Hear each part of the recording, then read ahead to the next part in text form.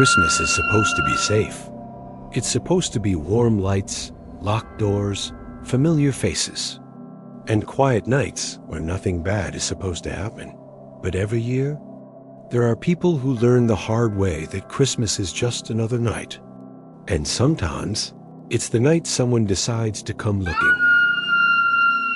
These are 3 true stories that happened around Christmas. Stories where strangers appeared out of the dark, where doors were unlocked when they shouldn't have been, and where the only reason these people are alive today is because something interrupted whatever was about to happen next. Christmas of 2019 was the year my 2 closest friends, Mark and Tyler, and I decided not to go home.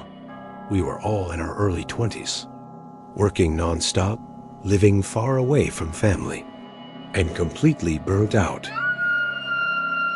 None of us felt like dealing with airports, family obligations, or pretending we weren't exhausted. So instead, we rented a cabin together for a few days and planned to do absolutely nothing. The cabin sat about an hour outside the city. It wasn't completely isolated, but calling it a neighborhood would have been generous. There were maybe 10 other cabins scattered around the area, each separated by long stretches of trees and snow-covered ground. We arrived late on Christmas Eve. Loaded down with groceries, junk food, beer, and Mark's Xbox, we drank, played games, and laughed until sometime around 2 in the morning. It wasn't sentimental or festive, just 3 friends killing time, but it was exactly what we needed. When we finally turned in for the night, I passed out almost instantly. The cabin was old, drafty, and constantly creaking as the temperature dropped. But I was too tired to care. At least I was. Until I woke up. I don't know the exact time. It was still completely dark, the kind of darkness that only exists deep in winter. What woke me wasn't a sound at first. It was a feeling.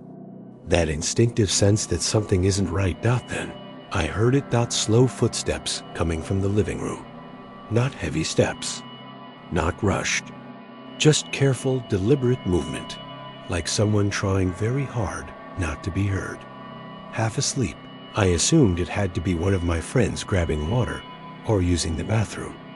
I stayed still, listening, expecting the footsteps to move down the hallway. They didn't.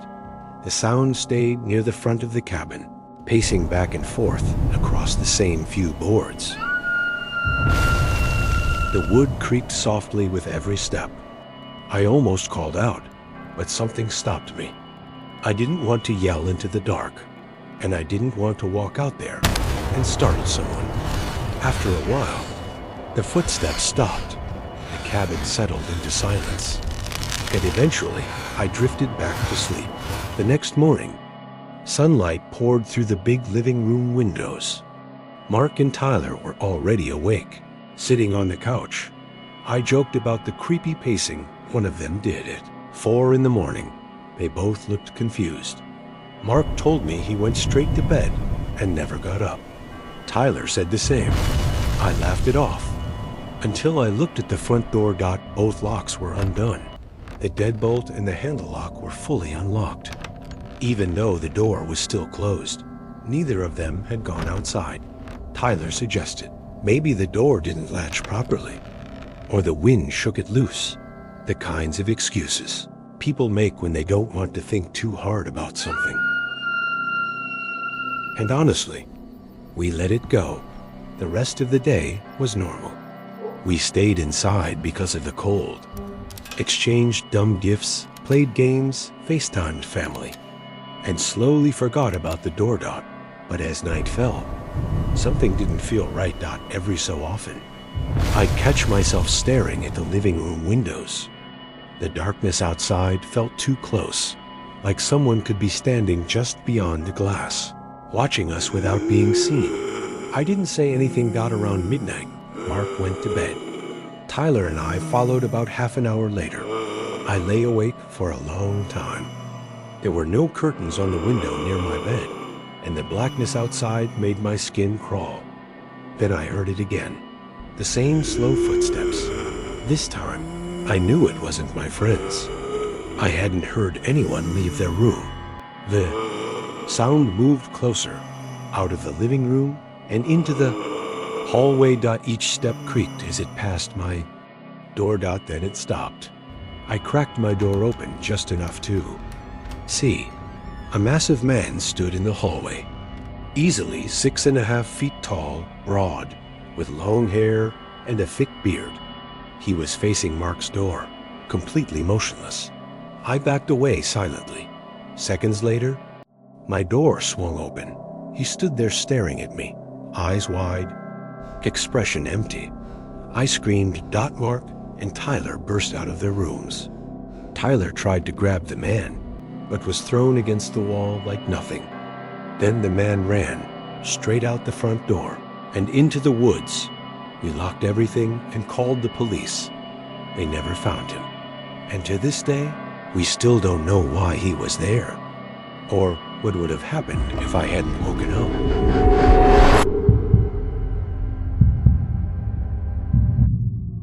This happened during the winter, right around Christmas.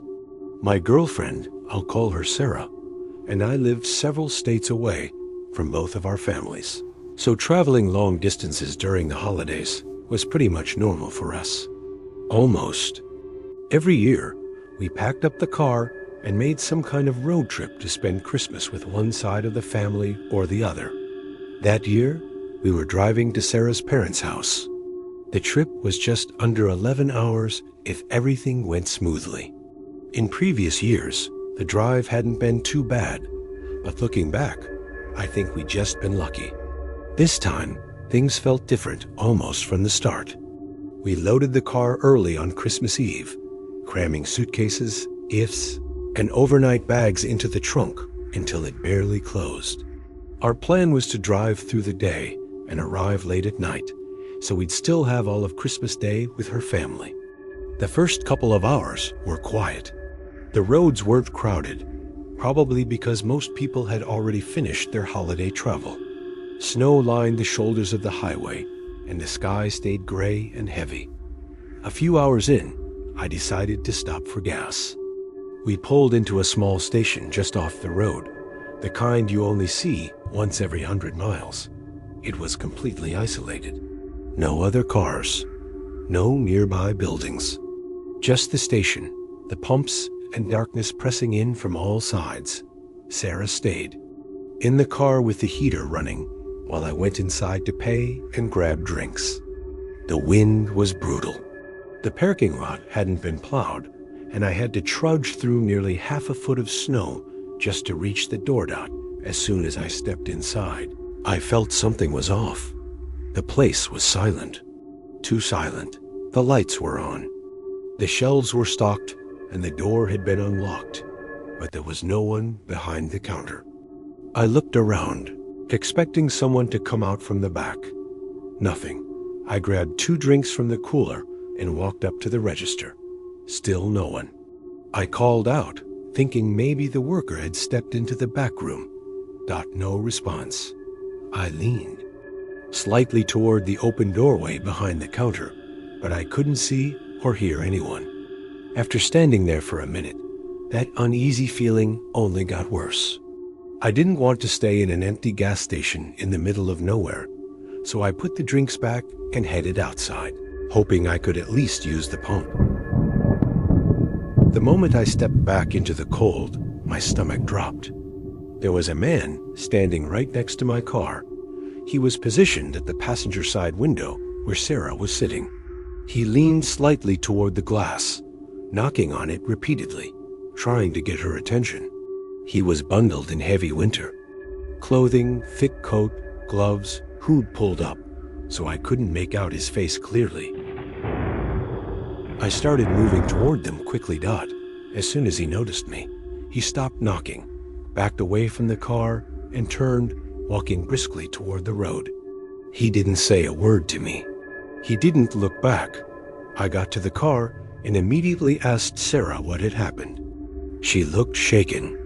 She told me the man had walked up almost as soon as I went inside.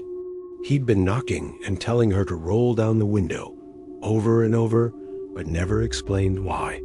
Something about him made her uncomfortable enough that she kept the doors locked and didn't respond. We didn't stay. I got in, started the car, and pulled away without even attempting to get gas. Whatever that place was, neither of us wanted to there any longer. Because we skipped that station, we ended up having to detour later, the next. Gas stop on our route was too far away, and with the cold and the snow, running out of fuel wasn't an option. The detour cost us time, and the weather kept getting worse. By the time it was fully dark, we were still 4 hours away. Both of us were exhausted. We talked it over and decided to stop at a cheap motel for a few hours and finish the drive early Christmas morning instead. I found a small motel right off the highway. The neon 24/7 sign was on, but the parking lot was completely empty. It felt strange, but Christmas Eve night is an odd time for travel. I went inside and saw a clerk at the desk. That alone made me feel a little better. I paid for a room, grabbed the key, and went back to the car to unload what we needed. We were so tired that once we got into the room, we were asleep within half an hour. I set an alarm for 2 a.m. We planned to leave early enough to reach her parents' house around sunrise. I don't remember waking up at all during the night. When the alarm went off, I dragged myself out of bed. Sarah was still asleep, so I quietly packed our things and carried them out to the car. The parking lot looked exactly the same as when we'd arrived. No new cars, no tracks in the snow. The cold was intense, and the wind cut straight through my jacket. Snow swirled across the lot, blowing loose powder into the air and making it hard to see. I went back inside to wake Sarah, then walked toward the front office to check out. When I opened the door, the office was empty. At first, I thought the clerk had stepped away for a moment, but then I noticed papers scattered all over the floor behind the desk. Not dropped neatly, thrown. A deep sense of dread settled in my chest. I called out, louder this time. No answer. I didn't wait any longer. I ran back to the room, banging on the door and telling Sarah we needed to leave immediately. She didn't argue. She grabbed her coat and followed me to the car. My hands were shaking as I started the engine and pulled out of the lot. The snow made it difficult to maneuver, but I didn't slow down. As we passed the side of the building, I saw him, the same man from the gas station. He stood near the wall, partially obscured by shadow, wearing the same winter coat. Even though I only saw him for a second, I knew it was him. Sarah called 911. As soon as we reached the highway, we met police officers at a gas station, about 15 minutes away. While we explained everything, one of the officers said something that made my blood run cold. He told us it would have been nearly impossible for someone to follow us that closely without us noticing, unless they had help. They searched the car and found a tracker attached underneath the rear wheel well. Officers later confirmed that both the gas station worker and the motel clerk were missing. The man was never found. The only evidence was a blurry security image from the gas station. Christmas morning was spent giving statements instead of opening presents. And even now, years later, I still think about how close we came to never leaving that road at all.